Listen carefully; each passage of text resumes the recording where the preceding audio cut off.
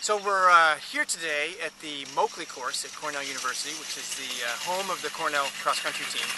The Moakley Course is at the Robert Trent Jones golf course, and the Cornell cross-country teams have been competing out here for nearly 100 years. In fact, the Moakley Course is named for the very first cross-country and track coach that Cornell had, Jack Moakley. He was here from 1899 to 1949, and his cross-country teams competed in this area and the golf course across the street. In 1954, Coach Moakley's successor, Lou Montgomery, kind of formalized the course that we still run. And indeed, for the past 55 years, that basic architecture that he set up is what Cornell Big Red athletes have been competing on. The course here, which is a fairly challenging one, is kind of comprised of three main sections and an infamous concluding segment. The sections that our runners kind of break down the course on are an A loop, which is about the first 1,000 meters of the course, which we'll show you in a little bit. And then a B loop, it's the second loop, also about 1,000 meters, 1,200 meters. And then a much longer loop, which we title quite simply the C loop. The women, when they run 5K, do each of those loops once. The men do the A loop and then the B and the C loop twice. In both cases, whether it's the 5-mile course or the women's 5K course, after the C loop, our athletes enter the final segment of the course, which is affectionately and accurately entitled the Gorge. And we'll show you that when we get there, but it's a pretty exciting descent down into the lower regions of the golf course, followed by about a 300-meter very steep and challenging ascent before a finishing sprint to conclude the race. 100 meters into the course, our cross-country runners encounter their very first turn on the course. It's a sharp left-hand turn.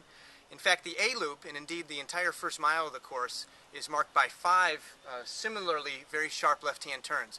One of the things that makes the times seem somewhat slow, and in fact makes the course very challenging, is the fact that the first part of the course very much interrupts our runners' rhythm with sharp turns like this, where a wide field has to condense down pretty quickly, come to a quick stop as they head around the turn and head off in the next direction.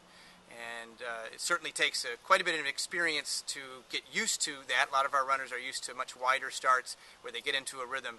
One of the things we like about this course is it really is a cross-country course, not just a course on a golf course. Runners' rhythms are tested, their ability to handle ups and downs are tested, and in the end, their time might not be comparable to some other courses, but certainly our athletes know what a time means here, and they take a lot away from that. Approaching the right-hand turn as the runners will cross the road, they've completed the first loop on the course. They're about 1,000 meters into the race. They completed the A loop and onto the second loop, which we call B loop, which is after the relatively flat first section of the course. The runners encounter their first hill, still dealing with the sharp turns that was noted earlier. Now the runner's ability to handle both uphill and downhill begins to be tested.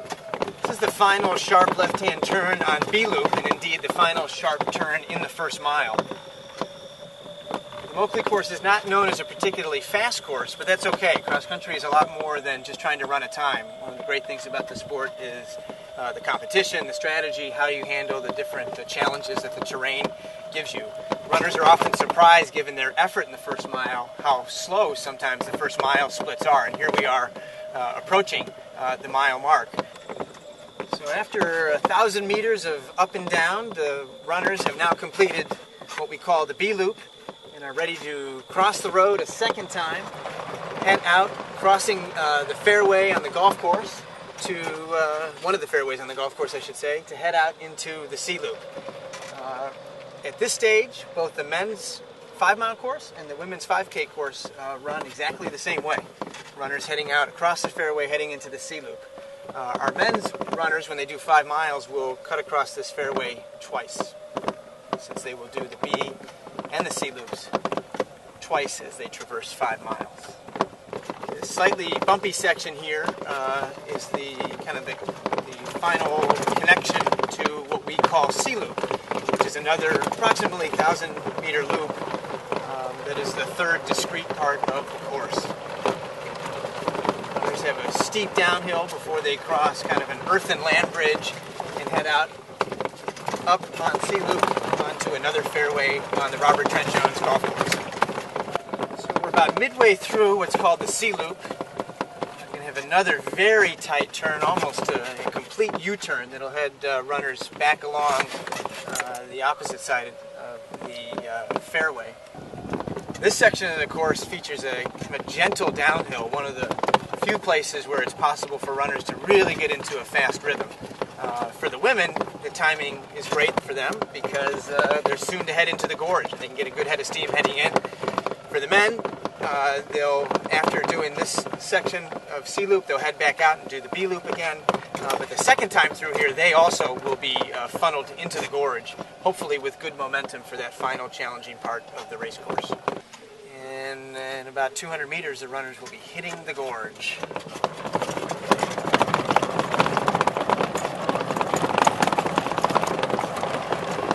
Second time through for the men, they'll be hitting the 4-mile mark right here.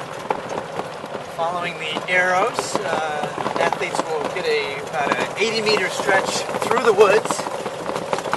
Up until this point, I would characterize the course as gently rolling, with one fairly steep hill on the B-loop, nothing that's very significant. It's not until the runners cross this bridge that's coming up, this wooden bridge, that they'll get their real taste of what the hills are like in Ithaca, New York. The descent is very steep. Footing is pretty good. It's certainly not a place where a lot of passing happens in the race. And all runners who've run this course know that while they have a nice little downhill here, they're going to be confronted with a very challenging 300-meter stretch. For most of the history of the Moakley Course, from the 1954 really into the late 80s, early 90s, the Cornell teams competed out here multiple times during the season. That was an era when dual meets were a much more regular part of the team's cross-country schedules. Because of that, some of the course records, in fact, date back a couple decades. We've had a number of terrific cross-country runners on both the men's and the women's side over the past few decades. But the athletes in the 50s, the 60s, the 70s, and the 80s really had an opportunity to run this course more often.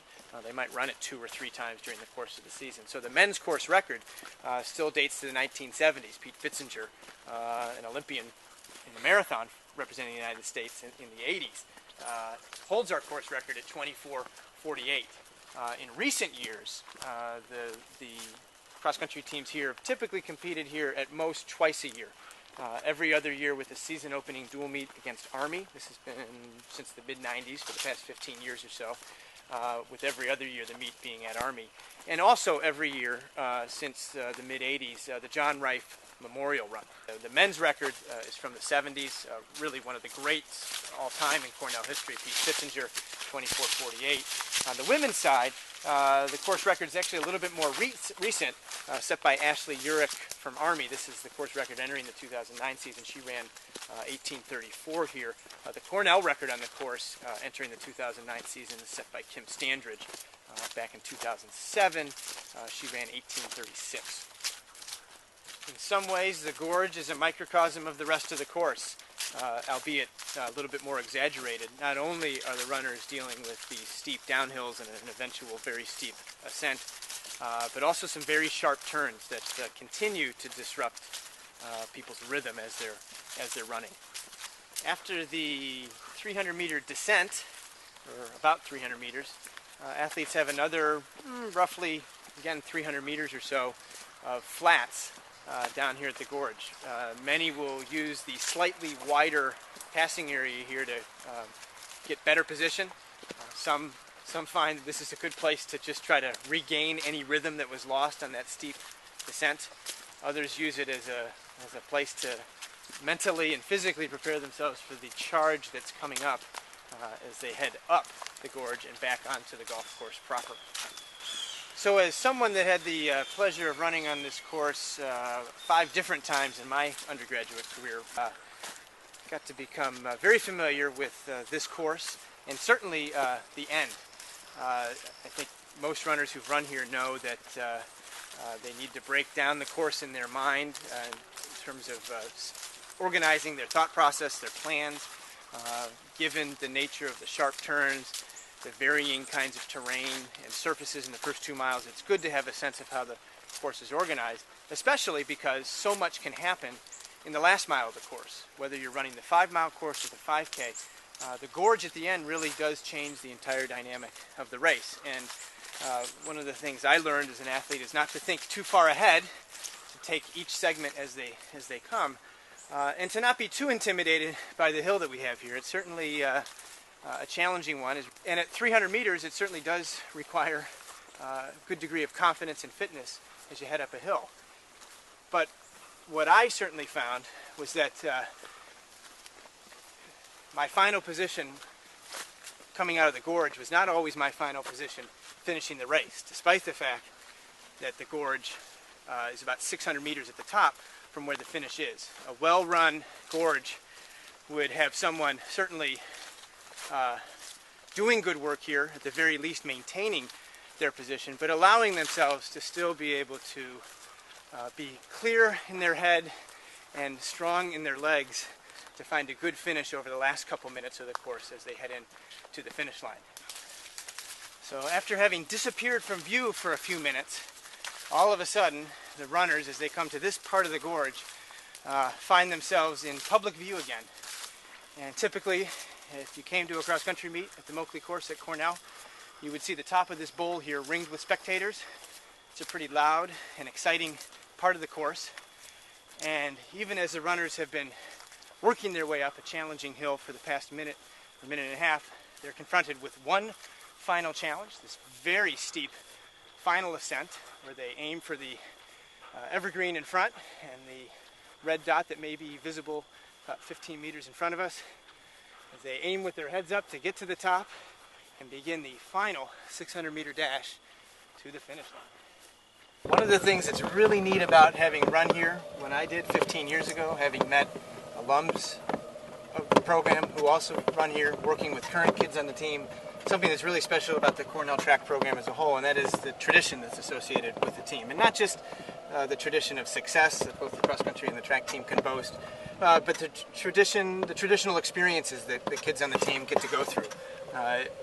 Really, with very minor alterations. This is the same course that's been run starting back in 1954 with the legendary Lou Montgomery, who succeeded even one of the all-time greats in American track and field coaching, Jack Moakley. The only alterations to the course really have been the exact nature of the start, but the use of the A loop, the B loop, the C loop, that's remained the same through the years. Certainly the challenges of the gorge is something that generations of Cornell cross-country runners have all had to endure. And this finish line, straight away, you'll see a familiar background as there are snapshots taken of Cornell athletes coming in to the finish line. And I really think that unbroken tradition, that sense of connection through the eras is really something that is a very neat part of the overall experience for the athletes and the runners at Cornell.